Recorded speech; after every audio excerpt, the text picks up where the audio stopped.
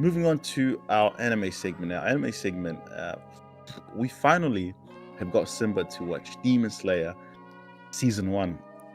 And Mhm. to be honest, me and Simba went to go watch the Demon Slayer movie, but the reason why was that I told him that the movie was coming out in a couple of weeks. So it was Simba's mission to finish Demon Slayer 1, the whole entire season, 26 episodes before we go watch the movie, because there's no point of him going to the movie to watch if he has not seen season 1. So Simba completed his mission of finishing season 1 of Demon Slayer, all 26 episodes.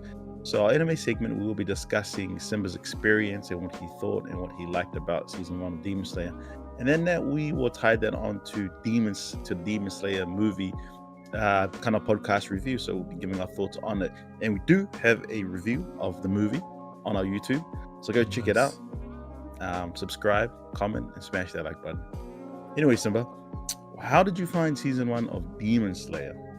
I love that, when you finish giving your point, you give us a score out of 10.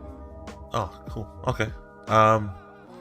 Bro, I loved it. Like I think just from the beginning, you just get hooked like straight away, because the first episode is his family being slaughtered. It's like shit, man. And then like what an intro, what an introduction. Yeah, and it's like his sister's a demon, and then you get this cool guy come out of nowhere, and like and I just love the beginning. The beginning was so cool, and then like slowly, like as the season went on, like you kind of learn like everything about like all the demons and stuff, and then like you learn about like Demon Slayer, and then that guy that trained him. Like I found him pretty cool, to be honest. The old guy, the old water Hashira? Yeah, the old water Hashira, yeah. That was Tomioka's teacher as well. You like Tomioka? Yeah, like the water Hashira? I like him, but then I don't know much about him, so I don't know if he's my favorite character.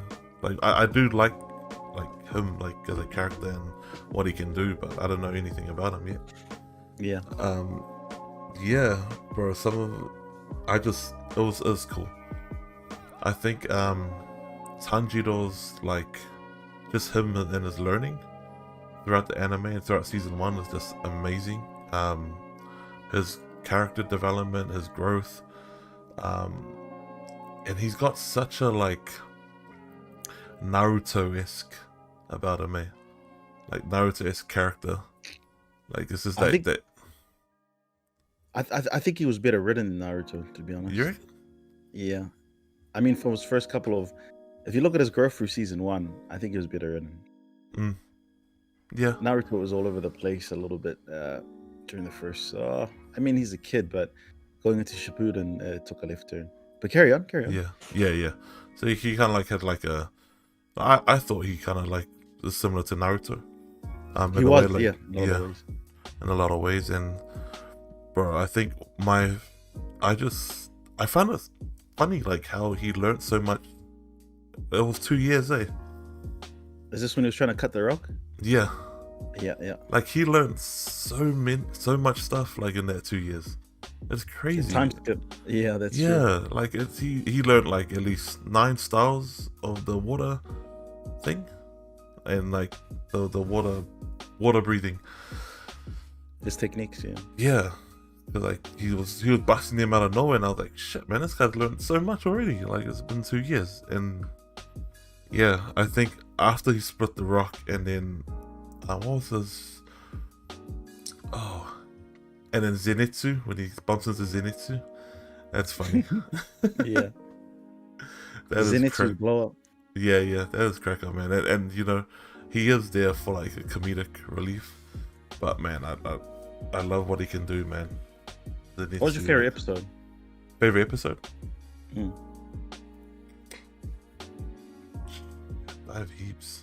No, not heaps. I think it'll have to be the one when he used fire breathing first. When you use the Hinokami, Yeah. That's episode 19. That's Yeah. And I'm not surprised, because that is mostly everyone's favorite episode. Yeah. There's that one, and then like probably close second was the when he versed the demon with the drums. Oh yeah. That was so cool, man. Like, bro, this guy was like the whole room was like turning, and he was like trying to like adjust and like adapt and like, you know, I think the coolest thing about it was at the end when, like, you know, all that demon wanted to do was to be recognized, and like kind of like, and Sanjiro kind of gave that to him, like, you know, At the end, it was kind of like his first, like, I mean, like, he had like his, you know, how he had to do the test to become a demon slayer. Like, there was that demon, but then like this one was like his kind of like his first, like, by himself. Like, he had Zenitsu and Inosuke, but they were elsewhere. But like he that's had when to he like first meets Inosuke. yeah, he first meets Inosuke in there. That's cool. Yeah, so I kind of like that Tanjiro, that fight as well. Yeah, and then yeah, episode 19 definitely my favorite. I just loved it all, man. Like, it just got better and better, like as you watched it, which is awesome with an anime. Yeah, it didn't get better and better, right? Yeah, like, it wasn't one of those like it got good and then it got boring and it got good and it got boring and good. Like, it was just like a steady pace, like, just got better and better and better. And like, you kept like learning more about different things as you went on, about demons and all that kind of stuff, which is so cool. And yeah, I think it got slow at the end. That was the only thing I didn't like, was after their big fight with after episode 19. I think maybe like the last 4 episodes. I mean, I liked it when they met the Hashira.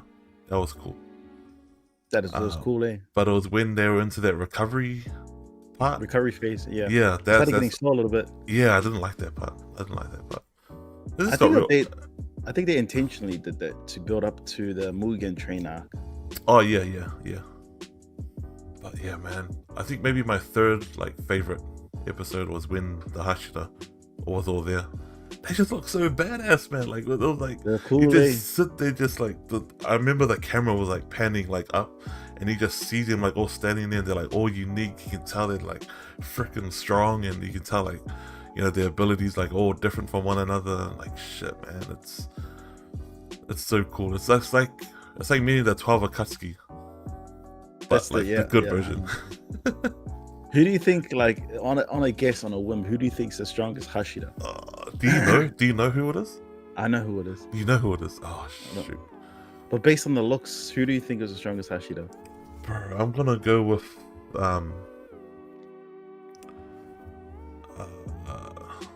gonna go with I don't know if it's a guy or a girl, but it's like he's wearing a green. He's got long hair. You're talking about Tokito. He's like the mist. I think he's the mist Hashira, the short black hair with the green tips. Yeah. Oh, okay. He's in the manga. He's it's gonna hopefully they make it into a movie, because he is really strong, but he's not the strongest. The strongest is the Buddhist guy who's praying with, and he looks like he's crying. Oh, that was my second choice. Yeah. The big muscular guy. He's the stone Hashira. Yeah. In the manga, he is boss, bruh. Bro, I'm so tempted to read the manga, man. I actually want to. I really, really want to. I think you should just go ahead and read it, because even though I've read the manga, like, I was still amazed at what's like how the movie and anime came together. So I think it's definitely go ahead, yeah. There's so many chapters, like 50. I think it's after 200. the train is like 50 or 60 something. That's when the train one ends, and then from then on is like there's like 130 something chapters I need to read to catch up. Yeah. I think right now there's just a little over 200 chapters. That is crazy, man. That is crazy. And it's weird, because it's only got to you're right, it's around the 50th chapter. Yeah. And there's still a lot more content to make from it. Right, but there's still so much fights. There's a lot of fights there that still need to be put into the anime. And that's the cool thing, man. And that's why you're the same. It got me excited. So all those episodes, what would you say? I wanted to ask you this question. It's to do with. That's what I wanted to ask you. How did you find the relationship between Inosuke and Nezuko, Zenitsu, and Tanjiro? Because that's one thing that I really enjoyed throughout the entire series. Is it how their relationship Like, did you feel like you were like the fifth person in the crew? Yeah, a little Like, bit. Like it's kind of cool, eh? Like I loved how they're all three of them are completely different. I mean, well, and Nezuko, they're all different. yeah, And like, you know, you have Tanjiro, who's the one who's um, like fully focused on the mission. You know, he's honorable. And he's you know, he's like a man of valor. And then you have Inosuke, who's like all brute and all like wants to compete with him with Tanjiro. Like whatever Tanjiro does, he's like, bro, I'm gonna do it better than you. And like, you know, he does that. And he then calls him the wrong name. Oh, That's yeah. funny. He keeps calling him the wrong name. Yeah. And you have Zenitsu, who's like, you know, you're always gonna have a Zenitsu in the squad. Like that's kind of like a must with anime. I kind of found, but like he's so strong. Like and you know the funny thing is those two haven't seen him, or in an anime, haven't seen him use his thunder breathing yet because they're not around. Oh yeah, that's true. I think in the manga, they probably have, but like you know, it's true. In the anime, he's only used it twice. Once inside the house of the demon of the drums, but he used it to slay some other demon in there. Yeah, the four-legged one. Yeah, and the second one was when he was versing that spider. Yeah, no one was there to see him. I was like, shit, man. But yeah, I wanted to know more about Inosuke's backstory. Same, because you don't really, even in the manga, you get like a small kind of, they kind of glimpse over it a little bit, but you don't get like a full story. Yeah, like a full story on like where he's from and that'll be pretty interesting. I don't know. He's such a good-looking like little character. Like people were shocked when he took off his helmet. I was like, "You look like a girl." That was a crack up, man, and he was like offended by it. Yeah. No, their group dynamic is so cool. It's like so easy. Like it's just I don't know. Like I could just watch them like talk to each other. That's how good their dynamic is. Like if there was an anime episode where they're just walking through like a jungle or something and they're like commenting on like different things, and then like one person mocks this person and one person gets angry at that person, and like, it's just normal. Like it's so cool. Like their dynamic they have with each other. Right, and that's what I missed. Like that's what I missed is that like when I seen like the way that they behaved and the way that they reacted to each other, like there's a lot of series out now that like they kind of try to, how should I say, exacerbate like that kind of relationship. Like it almost feels like it's forced, but this relationship between the four of them like feels natural. Like bruh, like I felt like one of the boys, man, every time you know they'll get out, and like I was like, man, this is so cool that they've got this dynamic. So what would you give Demon Slayer rating? What would you give? What's a score out of 10 you would give the anime first season?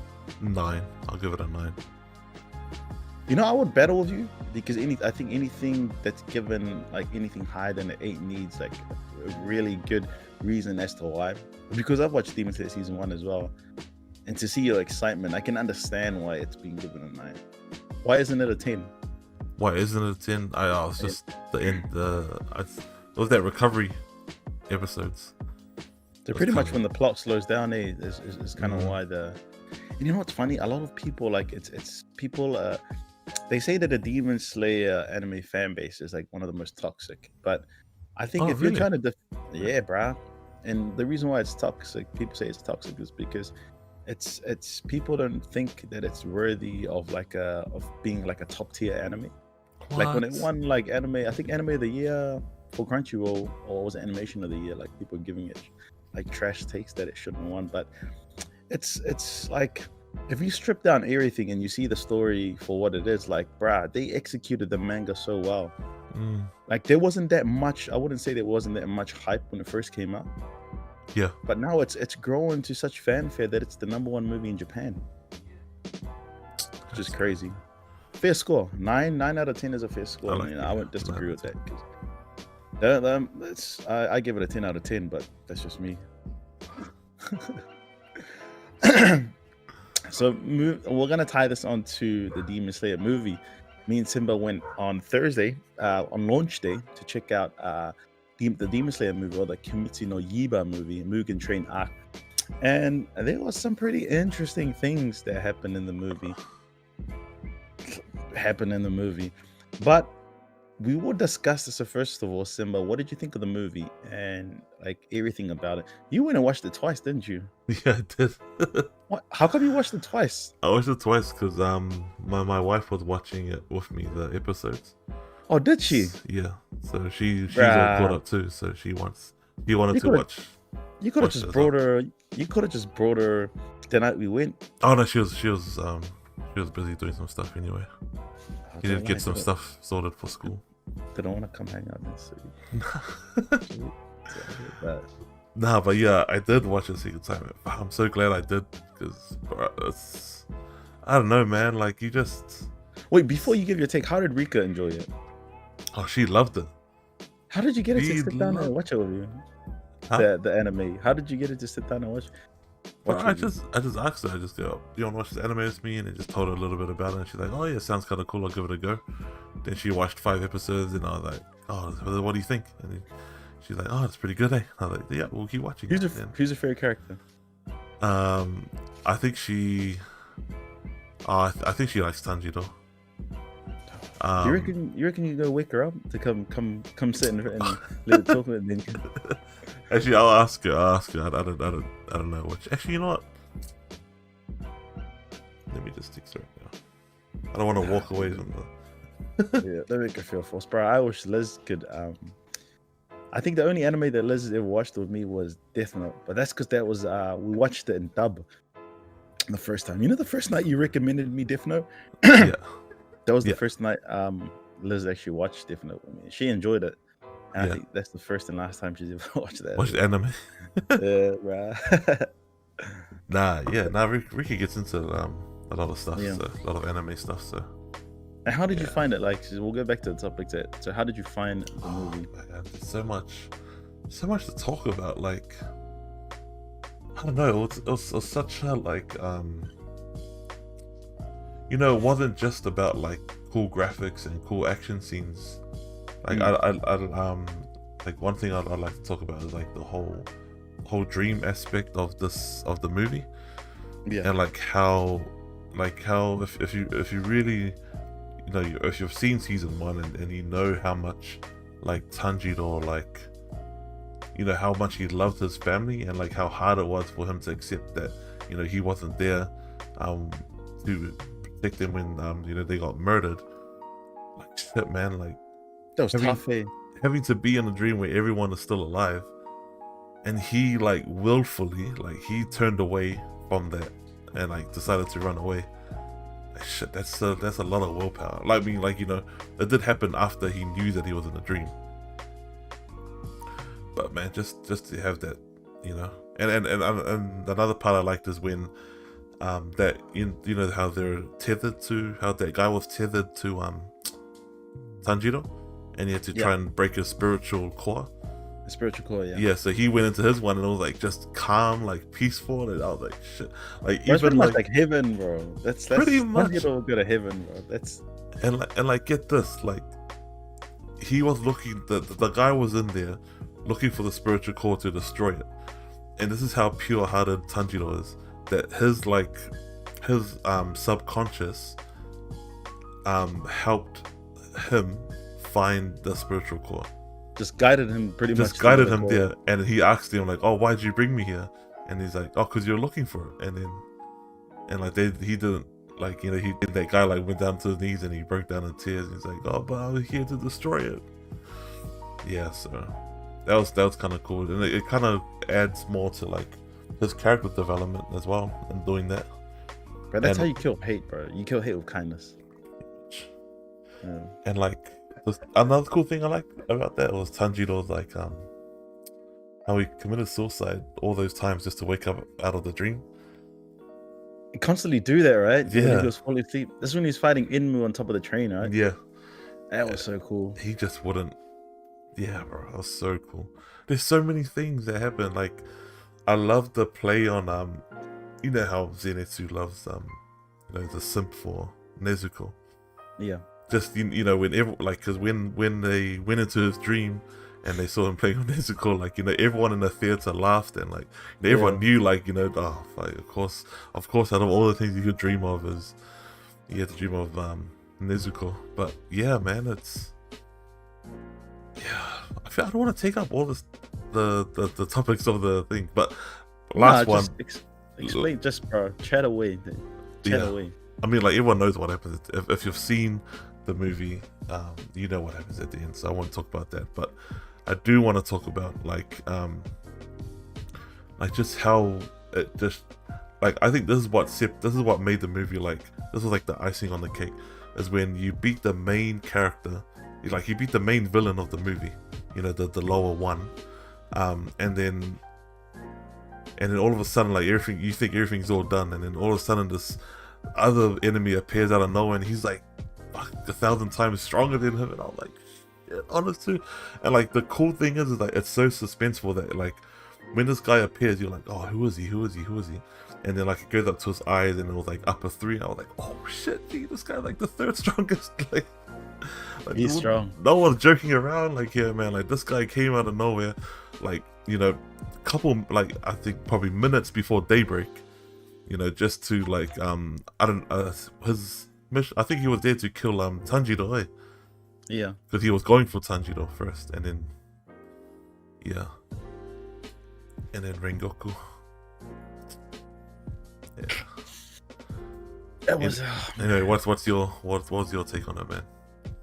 right. Like, I'm there's so many good takes there, but me, I only have 2, and that was my favorite parts in that was when Tanjiro, when he was in the dream and he seen his family, and he felt so connected and woven into that dream that it would have been hard for him to realize that it was all just a dream. But it's weird because even as strong as Rengoku is, like, even he didn't, like, snap out of it before, like, Tanjiro. Yeah. But I think that goes to, like, I don't want to ruin it because of the manga, but he is a talented dude, Tanjiro. Like, his projection is that he is growing faster than most Hashira is. Like, that's how fast, and that's just how strong his character is in the manga. But I really like that play on his family, because when you've seen like, you see from the first episode, when you see his entire family just slaughtered, and then for him to be reminded of that in the dream again while he was fighting Enma, the scumbag, and Enma just kept reminding him of, like, the pain that he's been through. That was probably my favorite part, because like I'm the type man that, like, when I see something that emotionally ties to a character's, like, psyche like that, because you notice Tanjiro started crying while he was still in the dream. Yeah. Because you remember he tackled his 2 younger siblings straight away and crying, and then saying sorry, and the siblings are like, man, what's going on? But, like, that's how you know how pure his heart is, because, like you said before, his spiritual core, when the young kid was trying to, you know, kill it, his subconscious, like, overtly took them to where his spiritual core was, that shows how pure he was, man. I guess that's what it must be like to have a pure heart. Like, if there was a projection of a pure heart, man, that's what it would look like. And my second favorite part was Rengoku. Like, you know, this Rengoku's my favorite character, Demon Slayer. Remember my first Nijin's anime banner, and I had Rengoku in the background? Yeah. Media. Bro, that's after reading this arc. But what I wish they would have touched them in the movie is that what happens straight after this fight, because they go back to the Rengoku residence, and I wanted them to show, like, the relationship between him and his dad, because they covered in the manga, but I was like, bro, it just ended like that. So I kind of wish they went there, and, like, the significance of the hilt of Rengoku's sword, like, the hilt is like the little bit that, you know what the hilt is, eh? Yeah. It's like the bit where you attach the sword to. There's, like, a mean play on that in the manga. So I think my second favorite part was just the fight between Rengoku and Akaza, the upper medium. And I was, bro, it was done so wow, man. Like, shit, I couldn't, like, I don't think you noticed, but I sat right on the edge of my seat and I did not move. I remember. Because I was just like, bro, like, in my head, reading the manga, like, I seen the visual cues, but, like, everything in the anime made it so much better because everything was in 4K and, like, in 60 frames per second. So everything was bouncing off in my head, and when I was watching it on screen, I was like, bro, this is exactly how Koyaharu wrote it in the anime or in the manga, like everything that's happening and taking place. And that's what Studio Ufotable does really well, is that when it comes to fighting scenes, like Fate Stay, bro, like you see Archer fight Saber, like it's beautiful. So that's probably my second favorite part, and I only have 2 takeaways from that. It's just those 2. But I kind of wish, like my only wish there was that they had went and showed the part where, because obviously, like like his dad and his little brother needs to find out what happened to Rengoku. But Yeah. I kind of wish that they kind of touched it, because it's still part of the trade. Like I'd still say it's part of the trade now, because Rengoku's tied to the family. But I think this is where, I think if you can't wait, go read the manga. But I really wish they would have showed the part where Tanjiro returns back to things, little village, to his household to give the news. But man, it was a good movie, right? Where would you rank it? Where would you rank your top anime movies of all time? This will probably be up there, eh? In regards to top anime movies. Who was your top anime movie? Probably Pokemon, eh? Which one, the first one? Yeah. Yeah, that was pretty. I can't even remember that. I don't know. I think this movie's. Yeah, you're right. It was just really well done. It was. I can't even, like, everything, like, like from the sound, even the soundtrack was cool. Like the song that they played, like at the end, by Lisa. Yeah. And like the crow going and telling like the bad news. Bro, the crow even cries too, bro. Bro, even that. Oh, bruh, that was sad. And all the Hashira were shocked, eh? Yeah, bro. That the one Hashira I want to see in action is the guy with the white hair. One that, like, he looks like he will rip up. Like the one Hashira. Yeah, he's got like a. Yeah, he's the guy that put his blood over Nezuko's box. Bruh, it's his story, and his brother is that he's the one with the black hair. Remember the one with the black hair, and he's kind of built. Remember before they go into the forest for the examination, he picks up that girl by the hair, and then Tanjiro runs over and like slaps him. Oh yeah. That's his younger brother. That's bro, but true. When you learn of the story of those two in the manga, you're just, you can't believe it. It's pretty horrific. But you're right. That kid is hella strong, bruh. Because like his reaction to finding out the news was like, I'm gonna, like, what did he say? He's gonna like, I don't know what he said, but he's just gonna like kill some demons. Pretty much what he was saying. Like, he said he's gonna decapitate. Yeah, he said he's gonna decapitate those demons. I was like, shit, this guy's ready to fight, man. Man, it's still a tough watch, man. Like when Tanjiro like was screaming out to the Upper Moon Free when he took off into the forest, bro, and he was calling him a coward, bruh. I kid you not, man. No shit. I started tearing up, bro, because he started calling him a coward, and like the way he was projecting his voice and yelling to him that like Rengoku actually, like, Rengoku won that fight. You're a coward. And he grabs his sword, and you can see the anger that he put into that sword and threw it, and it just, yeah, man, that was a tough watch, man, because I felt like a little sook, man, when I seen it, because I was like, bruh, it's like when you see someone honorable like that, man, who like Rengoku go down that way, it was tough. Yeah, it was honestly tough, man. I couldn't believe it, but it was shit. We could go on about this movie for like forever, man, but there's so many parts in that. So many good parts in that movie, man. That like even like Nezuko's like, you know how Rengoku. Oh, bro, when Rengoku said that he accepts Nezuko as part of the Demon Slayer Corps. Yeah. When he said that, like, because he said he had some important things to tell Tanjiro, and the last one was that he said that he accepts his sister. Because you seen his sister fighting, eh? Yeah.